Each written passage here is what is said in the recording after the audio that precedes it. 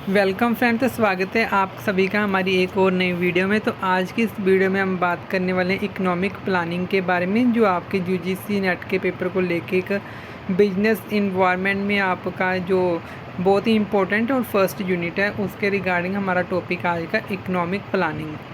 तो economic planning के topic को सबसे पहले शुरू करने से पहले, अगर आप हमारे चैनल पे नए आए हो, फर्स्ट टाइम ये वीडियो देख रहे हो, तो हमारे चैनल को सब्सक्राइब जरूर कीजिएगा। और उसी के साथ अगर वीडियो आपको अच्छी लगी तो लाइक करते जाइएगा, और अगर वीडियो को आप शेयर करेंगे तो आपको और भी ज़्यादा बेनिफिट होगा और आपके साथ वाले कोलीग्स को भी ज़्यादा बेनिफिट होगा। तो अब हम देखते हैं इकोनॉमिक प्लानिंग। तो सबसे पहले इकोनॉमिक प्लानिंग में हमारे पास यहाँ पे दो वर्ड्स हैं, एक तो है हमारा इकोनॉमिक और सेकंड है हमारा प्लानिंग। इकोनॉमिक का मतलब क्या होता है? इकोनॉमिक हम जहाँ पे जो लेते हैं हमारा आर्थिक से लेते हैं, जिससे हम फाइनेंशियल टर्म्स के साथ जोड़ के इस वर्ड को देखते हैं कि एज ए फाइनेंशियल पक्ष से जो हमारी देश की, जहाँ पे हम देश को लेके बात कर रहे हैं, तो पूरी इकोनॉमी के लिए हमारी जो फाइनेंशियल स्थिति है वो क्या है। और उसके साथ प्लानिंग का मतलब होता है हमारी योजना। अब योजना को भी हम बहुत सारे वर्ड्स में ले सकते हैं, बहुत सारे हम जैसे हम बोले कि वेज में से यूज़ कर सकते हैं, क्योंकि हर एक जब भी हम कोई डिसीज़न लेते हैं किसी भी कोई कार्य को करने के लिए, तो हम एक प्लानिंग करते हैं उसके लिए। तो यहाँ पे हम जब अपनी इकोनॉमी को और अच्छे ढंग से या उसकी जो उसको रिकन्स्ट्रक्ट करने के लिए, उसको डेवलपमेंट करने के लिए जब हम कोई कार्य करते हैं, तो उसे इकोनॉमिक प्लानिंग बोला जाता है। तो जैसे हमारे पास यहाँ पे मीनिंग जो डेफिनेशन लिखी हुई है, आप स्लाइड पे देख पा रहे होंगे। Economic planning is considered as the most systematic technique. ये एक सिस्टमेटिक टेक्निक होती है for redressing all economic ills.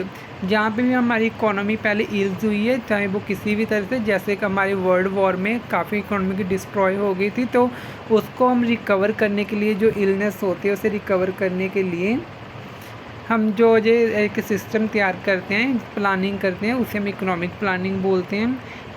इसी के साथ लिखा हुआ है, India adopt economic planning in order to overcome various economic ills faced by the country during the middle part of 20th century. जो इंडिया ने इकोनॉमिक प्लानिंग हमारी जो करनी स्टार्ट की थी, वो 20th सेंचुरी के मिडल में स्टार्ट कर दी थी, क्योंकि सेकेंड वर्ल्ड वॉर के बाद आप जानती हैं कि बहुत सारी जो कंट्रीज़ हैं उनकी जो इकोनॉमी है वो डिस्ट्रॉय हो गई थी। तो असल में हमारी जो इंडिया में इकोनॉमिक प्लानिंग हुई थी वो 1934 से स्टार्ट हो गई थी, जब मिस्टर विवेसराय ने अपनी बुक एक लिखी थी, प्लान्ड इकोनॉमी फॉर इंडिया। तो ये था हमारा मीनिंग ऑफ इकोनॉमिक प्लानिंग। इसी के साथ ये भी इम्पोर्टेंट है कि 1934 के बाद 1937 में इंडियन नेशनल कांग्रेस ने एक नेशनल प्लानिंग कमीशन सेटअप किया था, जिसके जो चेयरमैन थे वो थे हमारे पंडित जवाहरलाल नेहरू। तो उनकी अध्यक्षता में ये हमारा नेशनल प्लानिंग कमीशन वो सेटअप किया गया था इंडियन नेशनल कांग्रेस के अलावा के द्वारा। इसके बाद भी काफ़ी जो हमारे इकोनॉमिक को रिकवर करने के लिए या इकोनॉमी को अच्छे से प्लान करने के लिए बहुत सारे प्लान्स आए, और उसी में हमारे 5 ईयर प्लान्स भी आते हैं, जिनको हम इसी चैप्टर में आगे डिस्कस करेंगे इन डिटेल। तो चलिए हम आगे देखते हैं हमारे 5 ईयर प्लान्स की फीचर्स। अब हम देखते हैं features of Indian 5 year plan. तो 5 ईयर प्लान्स थे जो सबसे पहले ये रूस ने स्टार्ट किए थे। रूस का कंसेप्ट हमारे इंडिया में भी 1951 में यूज़ किया गया था। 5 ईयर प्लान्स हमारे जो थे वो यूज़ किए गए थे इंडियन इकॉनमी को और अच्छे से रिकवर और डेवलप करने के लिए। तो वो 5 ईयर प्लान्स की जो विशेषताएं थी, उसकी फ़ीचर्स थी, उनको हम डिस्कस करते हैं। तो सबसे पहले हमारी जो फीचर इसमें आती है वो हमारी आती है डेमोक्रेटिक। जैसे हम सबको पता ही है कि हमारी जो इंडिया है वो वर्ल्ड की सबसे लार्जेस्ट कंट्री है, जिसमें हमारा जो लोकतांत्रिक सिस्टम है, जो हमारी डेमोक्रेटिक कंट्री है। तो डेमोक्रेटिक कंट्री होने के नाते हमारे जो यहाँ पे डिसीजंस हैं वो सभी पूरे देश में से एक्सपर्ट्स की जो राय होती है, आफ्टर डिस्कस उनकी डिबेट्स को रखते और डिस्कस करने के बाद, इससे पूरे स्टेट्स की गवर्नमेंट के साथ डिसीजंस लेने के बाद हमारे यहाँ पे जो डिसीजंस गवर्नमेंट के द्वारा लिए जाते हैं, क्योंकि ये हमारी डेमोक्रेटिक कंट्री है। तो यहाँ पे हर एक क्लास और हर एक वर्ग के लोगों से राय लेकर के आगे के डिसीजंस और प्लानिंग किए जाती है, और जिसमें इकोनॉमिक एक्सपर्ट्स भी इंक्लूड होते हैं। इसी के साथ हमारा जो सेकंड इसकी फीचर आता है डिसेंट्रलाइज्ड प्लानिंग। डिसेंट्रलाइज्ड प्लानिंग का मतलब होता है जब कोई सेंट्रल गवर्नमेंट के द्वारा जो डिसीजंस या प्लानिंग की जाती है तो उसके बाद उसे स्टेट गवर्नमेंट के द्वारा स्टेट गवर्नमेंट को प्रोवाइड करवाई है, तो स्टेट गवर्नमेंट के द्वारा उसके डिस्ट्रिक्ट्स, ब्लॉक्स और विलेजेस तक ये पूरी जो प्लानिंग है उसको कैसे इम्प्लीमेंट करना है। तो इस ये पूरी जो हमारी जो प्रोसेस होता है वो डिसेंट्रलाइज्ड प्लानिंग में इंक्लूड होता है। अब हमारा जो नेक्स्ट पॉइंट इसकी फीचर में आता है वो आता है हमारा रेगुलेटरी मैकेनिज़्म। रेगुलेटरी मैकेनिज़्म का मतलब होता है कि जब कोई सेंट्रल गवर्नमेंट के द्वारा प्लानिंग या किसी डिसीजन को लेकर के कोई डिसीज़न लिए जाते हैं, जब उसे इम्प्लीमेंट करना होता है तो हमारा जो इंडियन प्लानिंग कमीशन होता है वो तो अपनी वो प्लानिंग बना करके दे देता है। उसके बाद उसमें सेंट्रल गवर्नमेंट और जो हमारी स्टेट गवर्नमेंट्स होती हैं उनमें बेटर कोऑर्डिनेशंस के लिए इंडियन गवर्नमेंट के द्वारा 6 अगस्त 1952 को एक हमारी कौंसिल बनाई गई थी जिसका नाम था नेशनल डेवलपमेंट कौंसिल। तो नेशनल डेवलपमेंट कौंसिल जो है वो एक कोऑर्डिनेशन का काम करती है, अच्छा तालमेल बनाने का काम करती है हमारे सेंट्रल गवर्नमेंट और स्टेट गवर्नमेंट्स के बीच, ताकि जो हमारा रेगुलेटरी मैकेनिज़्म है वो अच्छे से चले और जो प्लानिंग है वो हर जगह पे इम्प्लीमेंट अच्छे से की जा सके। तो इस प्रोसेस को रिकवर पूरा जो होता है वो हमारा होता है नेशनल डेवलपमेंट काउंसिल के थ्रू, जो एक प्रोसेस को कवर करती है और अच्छे से उसको इम्प्लीमेंट करने में हेल्प करती है। ये हमारा आता है रेगुलेटरी मैकेनिज़्म के अंतर्गत। इसी के बाद हमारी जो नेक्स्ट फीचर आती है 4th नंबर पे existence of central plan and state plan. तो जैसे मैंने अभी आपको बताया कि हमारी जो इकोनॉमिक प्लानिंग होती है इसमें हमारी सेंट्रल गवर्नमेंट और स्टेट गवर्नमेंट दोनों का जो होता है कंट्रीब्यूशन इक्वल होता है। लगभग जो सेंट्रल गवर्नमेंट प्लान लेके आती है उसमें हमेशा जो स्टेट गवर्नमेंट होती है उन सभी का पक्ष भी देखा जाता है, उन सभी के डिसीजंस और डिबेट्स के बाद ही गवर्नमेंट कोई प्लान को इम्प्लीमेंट करती है पूरी कंट्री में। तो यहाँ पे हम बोल सकते हैं कि दोनों सरकारों की दोनों की एग्जिस्टेंस होती है हमारे जो 5 ईयर्स प्लान होते हैं उसमें। इसी के बाद हमारा जो नेक्स्ट पॉइंट आता है public sector and private sector plan. जैसे कि हमको पता ही है कि जो 5 ईयर प्लान होते हैं वो पब्लिक सेक्टर और प्राइवेट सेक्टर दोनों को ध्यान में रख करके बनाई जाती हैं कि दोनों को आने वाले टाइम में एज ए फ्यूचर में उसको दोनों के लिए बेनिफिशियल्स जो पॉलिसीज़ होती हैं वो लेकर के सरकार आती है और जो भी सरकार को मेन कार्य करना होता है उसके लिए वो अच्छे से प्लानिंग करती है जिसका बेनिफिट प्राइवेट सेक्टर और पब्लिक सेक्टर दोनों को मिल सके। इसी के बाद हमारा नेक्स्ट पॉइंट जो आता है पीरियोडिक ऑब्जेक्टिव्स आता है। तो हमारे जो 5 ईयर प्लान्स होते हैं जो गवर्नमेंट के द्वारा एक खास उद्देश्य जो हमारा जो एक पहले तो जो पीरियोडिक प्लान्स होते हैं कि जो मिनिमम 5 ईयर तक के होते हैं तभी इनको 5 ईयर प्लान्स बोला जाता है। और ये पीरियोडिक प्लान होने के साथ साथ इसमें एक हर 5 साल में जब भी जो कोई प्लान बनता है तो उसमें एक ख़ास चीज़ को ध्यान में रखा जाता है। जैसे कि हमारे जो किसी टाइम किसी प्लान में एग्रीकल्चर को, किसी टाइम में इंडस्ट्रीज़ को, किसी टाइम में इकोनॉमी को, अलग अलग सेक्टर्स को, तो ऐसे ध्यान में रख के जो गवर्नमेंट है वो प्लान्स को रेडी करती है और पॉलिसीज़ बनाती है और प्लानिंग करती है और उसे इम्प्लीमेंट करती है पूरी कंट्री में। तो ये 5 ईयर्स के होते हैं तभी इनको बोला जाता है पीरियोडिक ऑब्जेक्टिव्स। एक पीरियड में इसके ऑब्जेक्टिव्स होते हैं जो 5 ईयर प्लान हम क्रिएट करते हैं। नेक्स्ट हमारी जो आती है फीचर वो हमारी थी बेसिक ऑब्जेक्टिव्स। तो किसी भी इकोनॉमी में सबसे पहले हमारे जो बेसिक ऑब्जेक्ट्स होते हैं कुछ किसी भी जो कंट्रीज़ के लोग होते हैं उनको उनकी नीड्स को फुलफ़िल करने के लिए तो सबसे पहले प्लानिंग में जो ध्यान में रखे जाते हैं गवर्नमेंट के द्वारा, जैसे हमारे बेसिक ऑब्जेक्ट्स में आता है high rate of economic growth, reduction of economic inequalities, achieving full employment, economic self reliance जिसे हम आत्मनिर्भरता बोलते हैं, और मॉडर्नाइजेशन ऑफ वेरियस सेक्टर्स को मॉडर्नाइजेशन करना, जैसे न्यू टेक्नोलॉजी वगैरह को इम्प्लीमेंट करना, न्यू इंफ्रास्ट्रक्चर लगाना।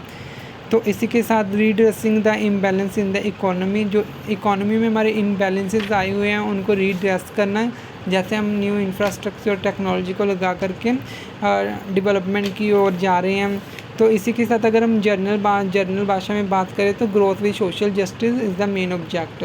सामाजिक न्याय जो होता है वो बेसिक ऑब्जेक्ट और मेन ऑब्जेक्ट होता है हमारे जो 5 ईयर प्लान्स होते हैं उसमें। तो ये हमारे बेसिक ऑब्जेक्ट्स कुछ आ जाते हैं। इसी के साथ हमारा नेक्स्ट पॉइंट आता है अनचेंजिंग प्रायोरिटीज़। तो जब भी गवर्नमेंट के द्वारा इंडिया में 5 ईयर प्लानिंग की जाती है तो सबसे पहले उसमें दो और तीन जो ऐसे पॉइंट्स होते हैं जिनको अनचेंजिंग प्रायोरिटीज़ बोला जाता है, जो कि हमेशा कोई भी 5 ईयर प्लान हो सभी में वो रहते हैं, उनको चेंज नहीं किया जाता। जैसे हमारे जो होते हैं, एक तो इंडस्ट्री होती है, उसके साथ हमारी पावर होती है, एंड थर्ड इज़ एग्रीकल्चर। तो इनको प्रायोरिटी सेक्टर माना जाता है हमारे इंडिया में, और इनको हर 5 ईयर प्लान में इंक्लूड किया जाता है ताकि इनके ऊपर अच्छी सी प्लानिंग करके इनके ऊपर काम किया जा सके और जो इसका इल एरिया है उसे रिकवर किया जा सके और इस इकोनॉमी को डेवलप किया जा सके।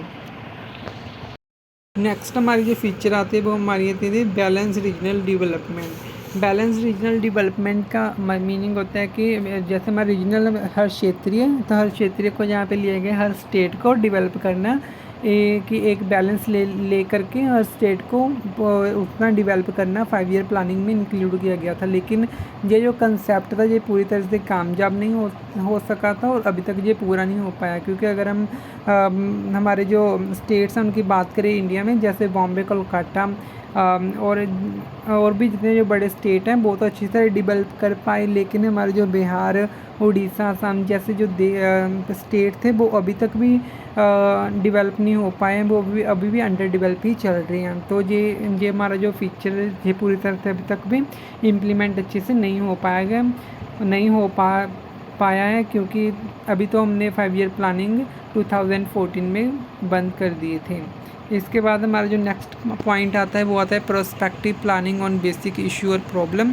तो प्रोस्पेक्टिव प्लानिंग में हमारा क्या होता है कि जो कुछ ऐसे हमारे जो इंडस्ट्रीज़ और उद्योग होते हैं जिनको 5 ईयर में कंप्लीट नहीं किया जा सकता, लेकिन हमारे जो प्लान्स है वो हमेशा 5 ईयर के होते थे, जिनके पीरियड था वो 5 ईयर का होता था प्लान का। तो कुछ ऐसे इंडस्ट्रीज़ वगैरह थी जिनको 15 to 20 ईयर्स में रिकवर किया जा सकता था, उनको अच्छा किया जा सकता था।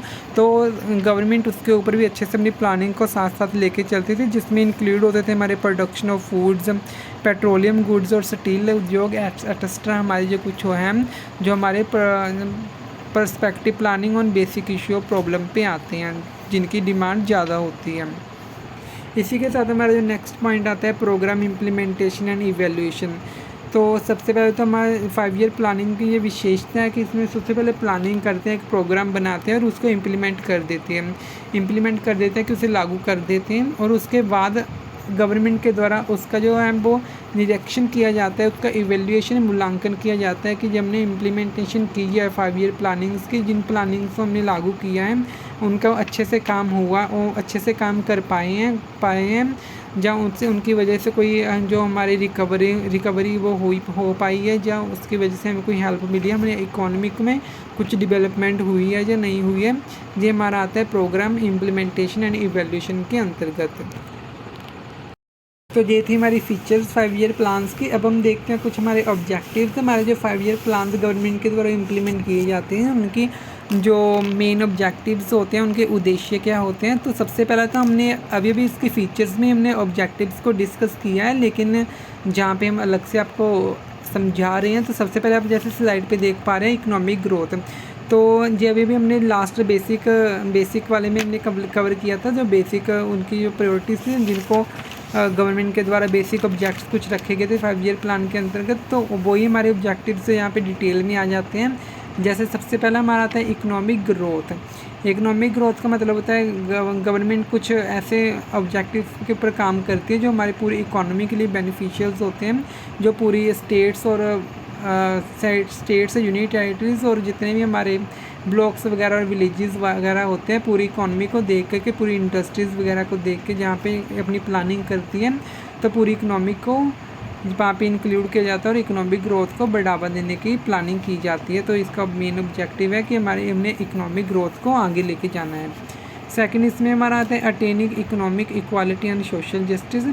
तो इकोनॉमिक इक्वालिटी कि सबको एक समान दर्जा देना, हर स्टेट को इक्वल प्लानिंग इम्प्लीमेंटेशन करनी, हर जितनी भी इंडिया में स्टेट्स हैं सबको एक साथ लेकर के चलना, एंड सोशल जस्टिस जिसे हम सामाजिक न्याय बोलते हैं, इसके ऊपर भी इस प्लानिंग में इसको भी इंक्लूड किया गया है। इसके बाद हमारा थर्ड आता है अचीविंग फुल एम्प्लॉयमेंट, कि ज़्यादा से ज़्यादा लोगों को रोज़गार देना। तो अनएम्प्लॉयमेंट हमारे इंडिया में बहुत बड़ी समस्या है। इसके ऊपर भी हमारी 5 ईयर प्लानिंग में गवर्नमेंट के द्वारा काम किया जाता है। इनके ऊपर भी प्लानिंग की जाती है ताकि ज़्यादा से ज़्यादा एम्प्लॉयमेंट प्रोवाइड किया जा सके, ज़्यादा से ज़्यादा लोगों को रोज़गार मुहैया करवाया जा सके। तो ये हमारा आता है फुल एम्प्लॉयमेंट, जो इसका मेन ऑब्जेक्ट है। और अटेनिंग इकोनॉमिक सेल्फ रिलायंस, जिसको हम आत्मनिर्भर बोलते हैं जिसे हम, तो इसी के अंतर्गत में ज़्यादा से ज़्यादा इंडस्ट्रीज़ वगैरह लगाने को और ज़्यादा से ज़्यादा उद्योग वगैरह स्टार्ट करने को, तो ताकि हमारे जो इम्पोर्ट्स हैं वो हम कम कर सकें और एक्सपोर्ट्स को बढ़ावा कर सकें, ताकि हमारा जो बैलेंस ऑफ पेमेंट है वो भी हमारा फेवरेबल आ सके। इसके बाद हमारा आता है फिफ्थ जो ऑब्जेक्टिव आता है modernisation of various sectors.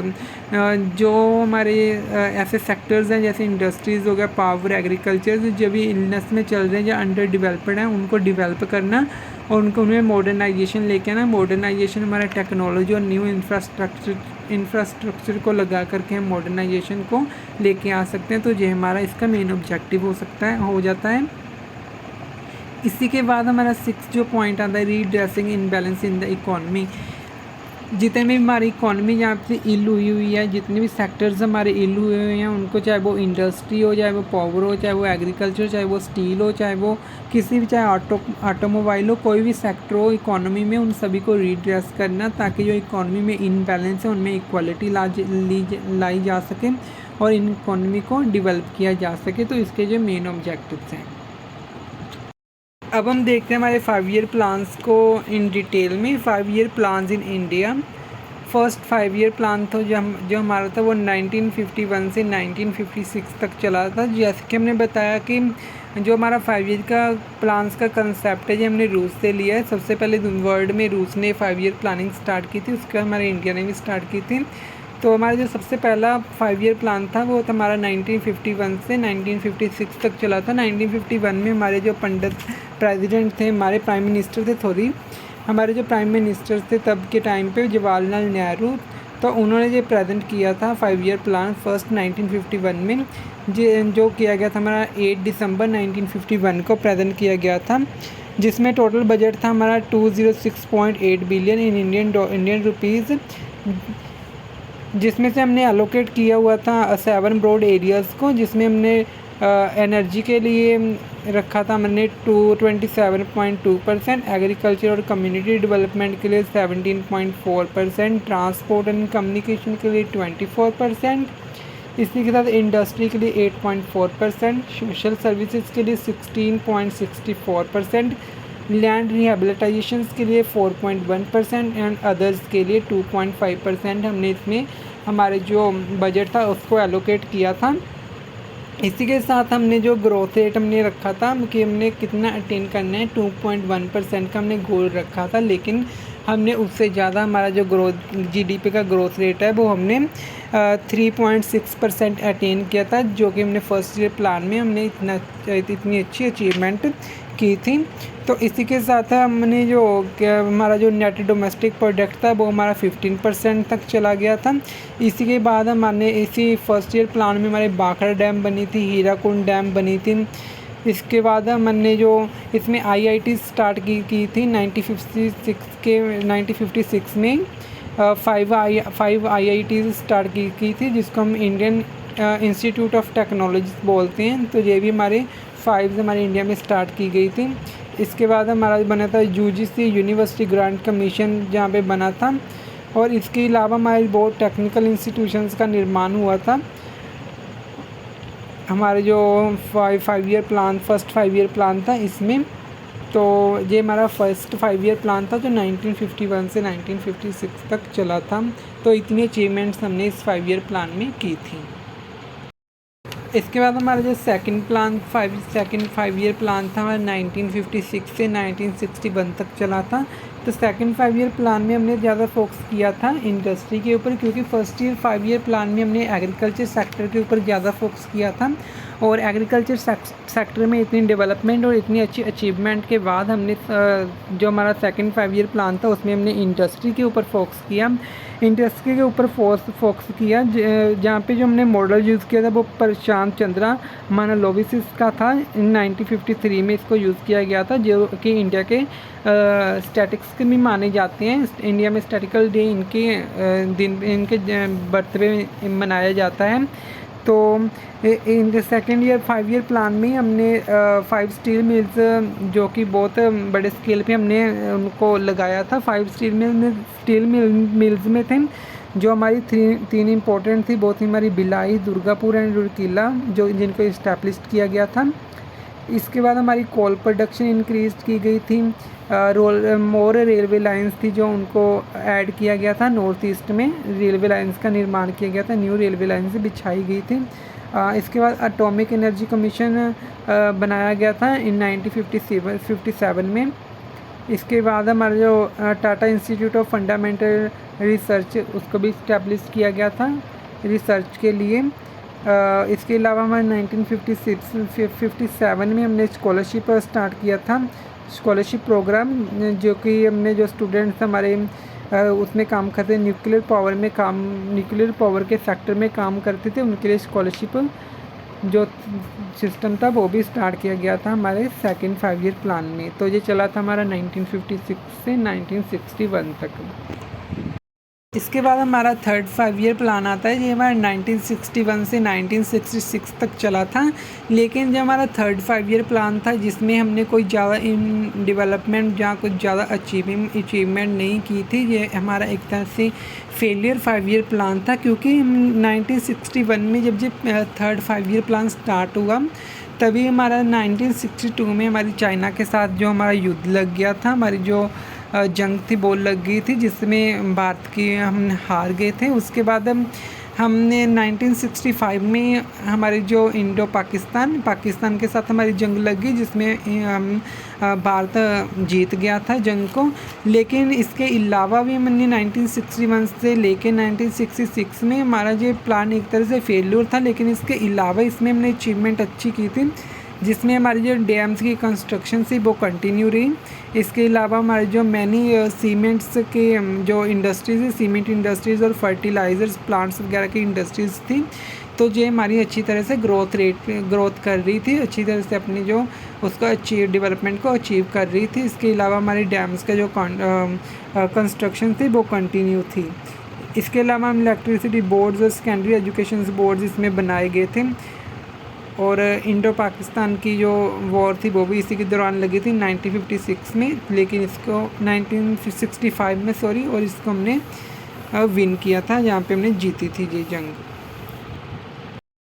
Third 5 year plan के बाद हमारा फोर्थ 5 ईयर प्लान आता है। लेकिन आपने यहाँ पे देखा होगा मैंने लिया 1961 से 1966 तक तो हमारा चला थर्ड 5 ईयर प्लान, लेकिन हमारा जो फोर्थ 5 ईयर प्लान था वो 1969 से स्टार्ट हुआ था। तो 1967 और 1968 में हमारे जो 5 ईयर प्लान थे वो एक साल के बने थे। क्योंकि थर्ड 5 ईयर प्लान जब हमने बनाया था हमारी जहाँ पे 2 वॉर्स लगी थी, एक तो हमारी चाइना के साथ, सेकंड पाकिस्तान के साथ। तो यहाँ पे हमारी जो 5 ईयर प्लान था वो एक तरह का फेल ही हो चुका था, जिसमें हमारी जो ज़्यादा डेवलपमेंट और रिकवरी नहीं हो पाई थी। तो उसकी वजह से हमारे पास यहाँ पे जो इंडिया में इन्फ्लेशन रेट था वो इतना बढ़ गया था कि उसको जो कंट्रोल करना मुश्किल हो रहा था। उसके बाद हमने जो 1967 और 68 में जो 5 ईयर प्लान्स वो बंद कर दिए थे। उसके बाद हमने 1967 और 68 में हमने एक साल के 5 ईयर प्लान बनाने स्टार्ट किए थे, क्योंकि गवर्नमेंट के पास इकोनॉमी में इतना जो पैसा है, लिक्विडिटी नहीं था जिससे कि हम 5 ईयर प्लान्स को इम्प्लीमेंट कर सकें और उनको बना सकें। तो इसके बाद हमने एक साल के प्लान बनाए और उसके बाद हमने फोर्थ 5 ईयर प्लान स्टार्ट किया था जो 1969 में स्टार्ट किया था। इसके बाद हमारा फोर्थ 5 ईयर प्लान स्टार्ट हुआ 1974 में 1969 में हमारा स्टार्ट हुआ था। 1974 तक से हमारा फोर्थ 5 ईयर प्लान चला था। 1969 में हमारी जो प्राइम मिनिस्टर थी वो इंदिरा गांधी थे, तो इंदिरा गांधी ने इस प्लान को प्रेजेंट किया था। Indira Gandhi government nationalised 14 major Indian banks जो हमारी जो 14 बड़ी बैंक थी उनको इसने नेशनलाइज कर दिया था, उनका जो राष्ट्रीयकरण किया गया था इंदिरा गांधी के दौरान 1969 में। एंड ग्रीन रेवोल्यूशन इसका जो अगला इसकी प्लानिंग थी, इसी 4th 5 ईयर प्लान में हमारी जो ग्रीन रेवोल्यूशन को लाया गया था, जिससे हम बोलते हैं एडवांस्ड एग्रीकल्चर।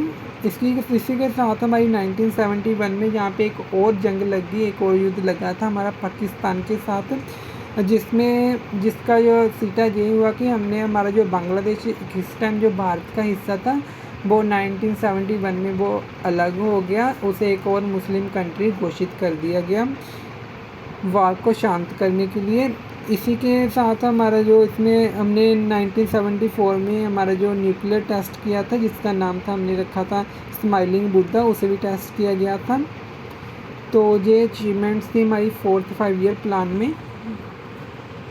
इसके बाद हमारा जो नेक्स्ट 5 ईयर आता है 5th 5 ईयर प्लान, जो 1974 से 1979 तक चला था, जिसमें हमने जो नारा दिया गया था गरीबी हटाओ का नारा दिया गया था 5th 5 ईयर प्लान में।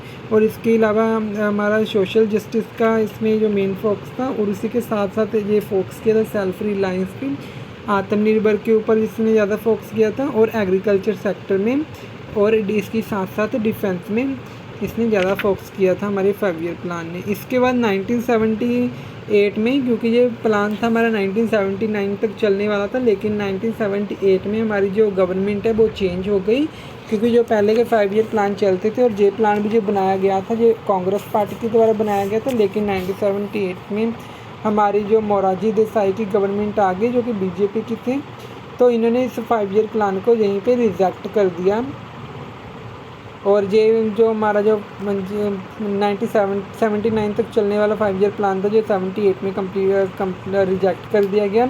और इसी में हमने 1975 में इलेक्ट्रिसिटी सप्लाई वाज इनेक्टेड इन 1975, जिसको गवर्नमेंट सेंट्रल गवर्नमेंट के द्वारा पावर जनरेशन एंड ट्रांसमिशन के लिए इम्प्लीमेंट किया गया था। ये हमने 5th 5 ईयर प्लान में अचीव किया था। इसके बाद हमारा जो नेक्स्ट प्लान आता है 6th 5 ईयर प्लान, जो कि 1980 से हमारा 1985 तक चला था। 1980 में जब हमारे Rajiv Gandhi prime minister elect हुए थे, तब ये हमारे जो यंगेस्ट प्राइम मिनिस्टर थे, तो उनमें सबसे पहले तो फोकस किया था हमारे इंडस्ट्री डेवलपमेंट, और सबसे ज़्यादा मेन फोकस उन्होंने किया था हमारी इंफॉर्मेशन टेक्नोलॉजी के ऊपर। इंफॉर्मेशन टेक्नोलॉजी के ऊपर इन्होंने ज़्यादा फोकस करते हुए हमारे जो 5 ईयर की ये प्लानिंग की थी, और इसके साथ साथ इन्होंने हमारे जो इंडियन नेशनल हाईवे सिस्टम को इंट्रोड्यूस किया था फर्स्ट टाइम इंडिया में, और बहुत सारे इन्होंने जो रोड थे उनको बड़ा करने का काम किया था, ताकि जो हमारे ट्रैफिक को इंक्रीज़ किया जा सके।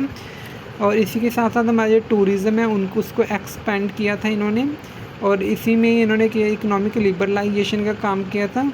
और प्राइस कंट्रोल करने के लिए इन्होंने जो राशंस की शॉप्स थी उनको क्लोज़ कर दिया था, लेकिन इनको क्लोज़ करने के बाद हमारे देश में एक भयानक जो कॉस्ट ऑफ लिविंग थी वो इंक्रीज़ हो गई थी। तो ये हमारे जो 6th 5 ईयर प्लान में जो प्लानिंग की गई थी, और उसके जो बेसिक्स स्टेप्स लिए गए थे, वो हमारे जो 6th 5 ईयर प्लान के थे, जो 1980 से 1985 तक चला था। इसके बाद हमारा आता है 7th 5 year plan. 7th 5 year plan हमारा 1985 से 1989 तक चला था। तो 1985 में हमारी जो कांग्रेस की सरकार थी वो फिर से आ गई थी, तो इसमें सबसे ज़्यादा हमारी टेक्नोलॉजी को ग्रेड अप करने के लिए सबसे ज़्यादा काम किया गया था, और प्रोडक्टिविटी को इंडस्ट्रीज़ में ज़्यादा इंक्रीज़ करने के लिए काम किया गया था। तो इसके जो मेन ऑब्जेक्टिव्स थे वो हमारा social justice, removal of oppression of weak, जो हमारे जो कमज़ोर क्षेत्र हैं उनको रिकवर करने का काम किया गया था यूजिंग मॉडर्न टेक्नोलॉजी। तो टेक्नोलॉजी के ऊपर सबसे ज़्यादा इस टाइम पे काम किया गया था। इसके अलावा agriculture development, anti poverty programme, full supply of foods, clothing and shelters, increasing productivity of small and large scale farmers, making India independent. इसके अलावा ऐसे बहुत से जो प्लान्स थे जो इम्प्लीमेंट किए गए थे इस 7th 5 ईयर प्लान में। इसके अलावा productivity, production of foods, grains, generating employment opportunities, तो ये इसके बेसिक प्लान थे। उसके बाद हमारा जो 8th 5 ईयर प्लान था वो 1992 में स्टार्ट हुआ था और 1997 तक चला था। लेकिन इससे पहले हमने जो 7th 5 ईयर प्लान किया है वो हमारा 1989 में पूरा हो चुका था। और 8th प्लान था जो हमारा 1992 में स्टार्ट हुआ था। लेकिन हमने यहाँ पे देखा, जब हम 1989 से लेकर के 1991 तक का जो टाइम पीरियड है, तो इसमें हमारे जो 5 ईयर प्लान थे वो बहुत छोटे छोटे बने थे, क्योंकि 1984 में हमारे जो दंगे हो चुके थे पंजाब में, हरमंदिर साहब के ऊपर अटैक हुआ था। तो उसके बाद हमारी इकॉनमी में काफ़ी ज़्यादा इन्फ्लेशन और काफ़ी ज़्यादा डिस्ट्रॉय हो चुकी थी, जिसकी वजह से हमने 5 ईयर प्लान नहीं बना सके थे। और इसी के साथ साथ पॉलिटिकल को अगर हम देखें तो गवर्नमेंट भी कभी कांग्रेस की और कभी अनदर पार्टीज़ की जो गवर्नमेंट सरकार आ रही थी, तो इसकी वजह से जहाँ कोई स्टेबिलिटी नहीं हो पाई, तो इसे हम बोलते हैं इनस्टेबिलिटी पीरियड। तो इसी के साथ साथ हम एक्सपोर्ट भी नहीं कर सकते थे, क्योंकि जो हमारा फ़ोन एक्सचेंज क्राइसिस चल रहा था, जो हमारा फ़ोन एक्सचेंज रिज़र्व था वो हमारा ओनली 1 बिलियन रह गया था। तो इसीलिए हम एक्सपोर्ट करने की क्षमता भी नहीं रखते। तो ये पीरियड हमारा एक तरह का डिस्ट्रॉय पीरियड था, जिसमें हमने कोई प्लानिंग अच्छे से नहीं की हुई थी। उसके बाद हमारा 8th 5 ईयर प्लान स्टार्ट हुआ, जो हमारा 1992 से 1997 तक चला था। तो इसमें हमारा जो थे हमारे जो प्राइम मिनिस्टर थे वो डॉक्टर नरसिम्हा राव थे, और जो हमारे फाइनेंस मिनिस्टर थे वो डॉक्टर मनमोहन सिंह। तो इन दोनों को मिला करके ये मॉडल बनाया गया था, जिसको हम रॉ एंड मनमोहन मॉडल के नाम से जानते हैं। तो इसमें इसे हमारे जो 5 ईयर प्लान में मनमोहन सिंह ने मैंने जो सबसे पहले दी थी LPG, जिसे हम बोलते हैं लिबरलाइजेशन, प्राइवेटाइजेशन एंड ग्लोबलाइजेशन का मॉडल दिया गया था। इसके बाद हमने मॉडर्नाइजेशन ऑफ इंडस्ट्रीज़ के ऊपर फोकस किया गया था। और इस प्लान में हमने जो किया था वो, इसमें जो मेन ऑब्जेक्टिव्स रखे गए थे वो था containing population growth, poverty reduction, employment generation and strengthening the infrastructure, institutional buildings, human resource development, involvement of panchayat raj nagar palikas, NGOs and decentralise and people participations. तो ऐसे ऐसे मेन ऑब्जेक्टिव्स थे। इसके अलावा हमारा वर्ल्ड ट्रेड ऑर्गेनाइजेशन, तो ये हमारा 8th 5 ईयर प्लान जो हमारा चला था 1992 से 1997 तक, इसमें इंक्लूड किया गया था इस प्लानिंग में। इसके बाद हमारा 9th 5 ईयर प्लान आया था। 9th 5 ईयर प्लान जो हमारा 1997 से 2002 तक चला था, इसमें भी मेन बेसिक्स से जो हमारे जो ऑब्जेक्टिव थे वो रखे गए थे। लाइक जैसे हमने रखा industrialisation, human development, full scale employment, poverty reduction and self reliance and on domestic resources. And इसके अलावा जो प्रायोरिटाइज एग्रीकल्चर सेक्टर था और रूरल डेवलपमेंट के ऊपर ज़्यादा फोकस किया गया था। प्रमोट पॉवर्टी रिडक्शन, गरीबी को कम करने के लिए जो प्लान्स वो बनाए गए थे। इसके अलावा to ensure food and nutrition security, food के ऊपर बेसिक से किया गया था हमारा जो फोकस। इसके अलावा एजुकेशन के ऊपर, safe drinking water, primary health care, transport, energy. इसके अलावा हमारी पॉपुलेशन इंक्रीज़ और सोशल इश्यूज़ के ऊपर, women empowerment, conservation of certain benefits of special groups of the society. तो ऐसे जो तमाम मुद्दे थे इनके ऊपर प्लानिंग की गई थी हमारे 9th 5 ईयर प्लान में। इसके बाद हमारा 10th 5 ईयर प्लान स्टार्ट किया गया, जो 2002 से 2007 तक चला था। तो इसमें जो हमारे मेंस प्लान बनाए गए थे वो बनाए गए थे, सबसे पहला 5% तक हमने जो गरीबी को रिड्यूस करना था, जो इसका मेन मकसद था इस प्लान का। मेन इसमें प्लान था कि reduction of poverty ratio by 5% तक इन 2007 तक। और इसके अलावा जेंडर इक्वालिटी, लड़कों और लड़कियों की जो रेशो थी उसको इक्वल करने का यहाँ पे प्लान किया गया था। इसके बाद शिशु मौत दर थी जो उसको कम करने का लक्ष्य रखा गया था। इसके बाद हमारे जो ग्रीन पेड़ लगाए गए थे ग्रीन रेवोल्यूशन लाने के लिए। तो ऐसे हमारे जो इन्वायरमेंट है उसको अच्छा करने के लिए पेड़ वगैरह लगाना, इन्वायरमेंट को बचाने के लिए काम किया गया था। और इसके साथ हमारे जो गंगा जो नेशनल रिवर है उसे साफ़ करने के लिए यहाँ पे प्लानिंग की गई थी, उसे अच्छा साफ़ सुथरा और स्वच्छ बनाने के लिए इस 10th 5 ईयर प्लान में प्लानिंग की गई थी, जो हमारे 2002 से 2007 तक चला था। इसके बाद हमारा 11th 5 ईयर प्लान स्टार्ट हुआ था, जिसका टाइम पीरियड था 2007 से 2012 तक। तो इसमें हमारे जो ऑब्जेक्टिव्स थे इस प्लानिंग के अंतर्गत वो था इनकम एंड पॉवर्टी, इनकम को बढ़ाना तो गरीबी को कम करना। इसके अलावा एजुकेशन, तो डिस्टेंस एजुकेशन जो थी वो भी हमारी इसी टाइम पीरियड के दौरान स्टार्ट की गई थी। इसके अलावा एजुकेशन के ऊपर का फोकस किया था और हेल्थ के ऊपर फोकस किया गया था। वुमेन एंड चिल्ड्रंस के ऊपर फोकस किया गया था। इंफ्रास्ट्रक्चर के ऊपर, इन्वायरमेंट के ऊपर। तो ये बेसिक प्लानिंग के अंतर्गत थी इसमें। इसके इन्होंने जो अचीवमेंट्स की थी इस 5 ईयर प्लानिंग में, तो जो थी हमारी growth of national and per capita income, growth in employment, distributive justice, self reliance, industrial progress. तो ये हमारी अचीवमेंट्स थी इसमें। इसके बाद हमारा 12th 5 ईयर प्लान जो हमारा चला 2012 से 2017 तक। इस 5 ईयर प्लान में हमारी जो प्लानिंग मेन की गई थी वो हमारी की गई थी SC ST and OBC populations की नीड्स को फुलफ़िल करने के लिए उनके ऊपर स्पेशल अटेंशन दी गई थी। पर्टिकुलर अटेंशन SC ST और OBC को दी गई थी। इसके अलावा वुमेन एंड चिल्ड्रन कॉन्स्टिट्यूट्स के ऊपर ज़्यादा अटेंशन फोकस किया गया था। इसके अलावा मिनोरिटीज़ ग्रुप के ऊपर ज़्यादा इसमें फोकस किया गया था। उनकी नीड्स और उनके रिक्वायरमेंट्स को फुलफ़िल करने के लिए काम किए गए थे। तो 12th 5 ईयर प्लान भी हमारा जो इसमें जनरल टारगेट्स के साथ साथ SC ST और OBC और माइनॉरिटीज़ और वुमेन चिल्ड्रंस की जो देख रेख के ऊपर इसके डेवलपमेंट और इनकी रिकवरी वगैरह, डेथ रेट की रिकवरी वगैरह तो काम किए गए थे अच्छी तरह से हमारे 12th ईयर प्लान में। इसके अलावा इसमें सस्टेनेबल ग्रोथ, इकोनॉमिक सेक्टर और सोशल सेक्टर्स के ऊपर काम किए गए थे।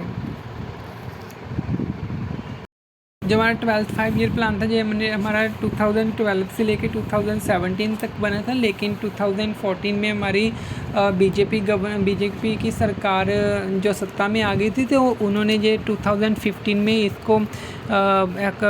इसको रिजेक्ट कर दिया था, इसको ख़त्म कर दिया था। तो ये 2 साल पहले ही ये प्लान हमारा 12th 5 ईयर प्लान था जो पहले ही ख़त्म हो चुका था, क्योंकि जो कांग्रेस के टाइम पे बना था और 2014 में सरकार बीजेपी के आने पर हमारा जो ये 5 ईयर प्लान पूरा नहीं हो पाया था, तो इसे 15 में ही ख़त्म कर दिया गया। और इसी के साथ साथ इसके बाद इंडिया में कोई भी 5 ईयर प्लान्स नहीं बने, तो बीजेपी की सरकार ने प्रधानमंत्री नरेंद्र मोदी ने आकर के हमारे जो इंडिया में 5 ईयर प्लान्स बनते थे हर 5 साल के बाद, तो उनको बिल्कुल कैंसिल कर दिया गया। और इस प्लान को ख़त्म करने के साथ साथ इसके बाद अभी इंडिया में 5 ईयर प्लान की इम्प्लीमेंटेशन और प्लानिंग बंद कर दी गई है, लेकिन उसी की जगह पे नीति आयोग को इम्प्लीमेंट किया गया है। तो अब हम देखते हैं नीति आयोग को डिटेल में। अब हम देखते हैं नीति आयोग को। तो नीति आयोग को हमने जो पहले हमने 5 ईयर प्लान्स की बात की है, तो उसको बनाने के लिए हमारा जो प्लानिंग कमीशन है बनाया गया था गवर्नमेंट के द्वारा, जो कि 15 मार्च 1950 को सेंट्रल गवर्नमेंट के द्वारा बनाया गया था। लेकिन उसी को कैंसिल करते हुए, उसी को रिजेक्ट करते हुए नरेंद्र मोदी जब प्रधानमंत्री बने, तो बीजेपी की सरकार ने उसकी जगह पे नीति आयोग को स्टार्ट कर दिया और उसे बंद कर दिया गया। तो हमारा जो नेशनल प्लानिंग कमीशन था उसे बंद करने के बाद नीति आयोग को स्टार्ट किया गया था, जो कि 1 जनवरी 2015 को बना था नीति आयोग इंडिया में। तो हम 5 ईयर प्लान्स में क्या होता था कि सेंट्रल गवर्नमेंट जो थी वो सबसे पहले पॉलिसीज़ और प्लानिंग बनाती थी और उसे पूरे स्टेट्स और पूरे देश में इम्प्लीमेंट कर दिया जाता था।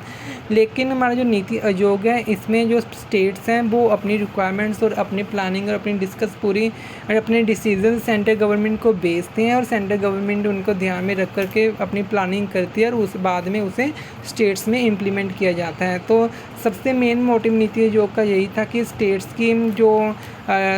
के जो डिसीजंस हैं और स्टेट की जो रिक्वायरमेंट्स और नीड्स हैं और उसके कोऑर्डिनेशन अच्छा तालमेल करके जो एक सेंट्रल गवर्नमेंट और स्टेट गवर्नमेंट्स दोनों को मिला करके एक अच्छी प्लानिंग बनाते हैं और उसको पूरे देश में इम्प्लीमेंट करते हैं। तो ये नीति आयोग का मुख्य उद्देश्य है।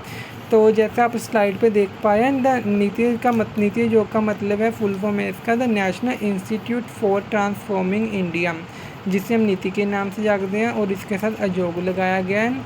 Is a government of India policy think tank established by the prime minister Narendra Modi to replace the planning commission. तो प्लानिंग कमीशन के ऊपर हमने नीति आयोग को बनाया गया, जो कि नरेंद्र मोदी की सरकार के द्वारा बनाई गई है, जिसमें स्टेट्स की भी इन्वॉल्वमेंट रहती है प्लानिंग करने के लिए। तो हमारे जो नीति आयोग है, ये हमारे 7th पिलर्स के ऊपर बेस्ड हैं। तो सबसे पहला में इसका पिलर जो आता है प्रो पीपल आता है, कि लोगों के लिए काम करते हैं। प्रो एक्टिविटी, सब एक्टिविटीज़ को ध्यान में रखा जाता है। इसके बाद थर्ड पिलर इसका था पार्टिसिपेशन, और इसके हर एक के स्टेट के इसमें पार्टिसिपेशन होते हैं। फोर्थ इसमें एम्पावरमेंट, जैसे मैन और वुमेन के वुमेन एम्पावरमेंट और मैन एम्पावरमेंट सबको इंक्लूड किया जाता है। इसके साथ इसमें इंक्लूसिवनेस, सभी स्टेट्स और हर एक जो यूनियन टेरिटरीज वगैरह होते हैं इनके इंक्लूड होते हैं इसमें। और सिक्स इसके बाद इक्वालिटी, हर स्टेट को एक इक्वल दर्जा दिया गया है, सबके लिए एक बराबर पॉलिसी मेकिंग करते हैं इसमें। और इसमें ट्रांसपेरेंसी एक स्पष्टता इसकी जो 7th पिलर में आता है। अब हम देखते हैं फंक्शंस, इसके कार्य क्या हैं, या इसे हम ऑब्जेक्टिव भी बोलते हैं। इसके उद्देश्य क्या है, नीति आयोग के फंक्शंस एंड उद्देश्य, कार्य एंड उद्देश्य और function objective of NITI Aayog. तो सबसे पहला हमारा आता है थिंक टैंक और फॉर्म। तो जो एक ट्रांसपेरेंसी से काम करती है, इसका मतलब है ये एक स्पष्टता और ट्रांसपेरेंसी इसका मुख्य उद्देश्य है। सेकंड पॉइंट हमारा इसमें आता है कोऑपरेटिव फेडरलिज्म।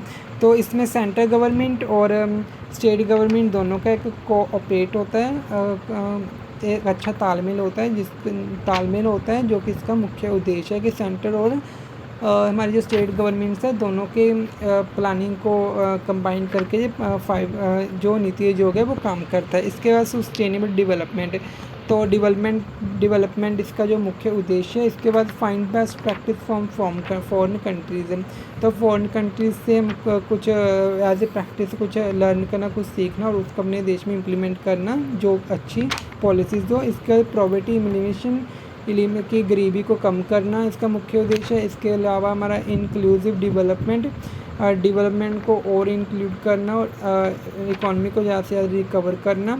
इसके बाद हमारा जो 7th पॉइंट है वुमेन एम्पावरमेंट की महिला सशक्तिकरण को बढ़ावा देना इसके मुख्य उद्देश्य है। एंड स्मॉल एंटरप्राइजेज, जितने भी हमारे स्मॉल एंटरप्राइजेज हैं उनको बढ़ावा देना और नई इंडस्ट्रीज़ वगैरह लगाना, ये इसका मुख्य उद्देश्य है। और उसके बाद हमारा डेमोग्राफिक डिविडेंड्स, लोगों के लिए अच्छा काम करना और लोगों को अच्छी जो सैलरीज या इनकम है वो प्रोवाइड करवाना और उनके लिए पॉलिसीज मेकिंग करना। एंड इसके बाद हमारा यूज़ ऑफ सोशल मीडिया, तो इसका जो मेन ऑब्जेक्टिव है कि सोशल मीडिया का यूज़ करना और सोशल मीडिया का यूज़ करते हुए अच्छी अच्छी करना और लोगों को जागरूक करना, जाके इन्फॉर्मेशन को ज़्यादा से ज़्यादा फॉरवर्ड करके साथ साथ इन्फॉर्मेशन प्रोवाइड करवानी। इसके साथ monitor feedback and corrective action, तो सबसे पहले पॉलिसीज़ को देखना और उसके लोगों से फीडबैक लेनी और करेक्टिव एक्शन एक अच्छा कार्य करना और साथ साथ इसके ऊपर एक्शन लेके काम करना, ये भी इसका फंक्शन है और जो ऑब्जेक्टिव है। इसके बाद हमें क्विक एंड टाइमली इम्प्लीमेंटेशन, साथ ही साथ और टाइम टू टाइम इम्प्लीमेंटेशन करनी प्लान्स की और पॉलिसीज़ की, जो ये भी इसका मेन कार्य में आता है। तो आज की ये हमारी वीडियो थी इकोनॉमिक प्लानिंग के ऊपर। आई होप आप इस वीडियो को एंजॉय किए होंगे और आपको जो 5 ईयर प्लान्स और नीति आयोग अच्छी तरह से समझ में आ गया होगा। लेकिन अभी 5 ईयर प्लान्स बंद हो चुके हैं और हमारा जो देश में नीति आयोग कार्य करता है इकोनॉमिक की डेवलपमेंट के लिए। तो आई होप आप इसे अंडरस्टैंड कर पाएँ। अगर वीडियो अच्छी लगी तो वीडियो को लाइक ज़रूर कीजिएगा और नोटिफिकेशन बेल को दबाना मत भूलिएगा, चैनल को सब्सक्राइब जरूर कीजिएगा ताकि आने वाली वीडियोज़ की आपकी नोटिफिकेशन भी मिलती रहे। Thank you for watching. अगर वीडियो आपको अच्छी लगी तो वीडियो को शेयर ज़रूर कीजिएगा।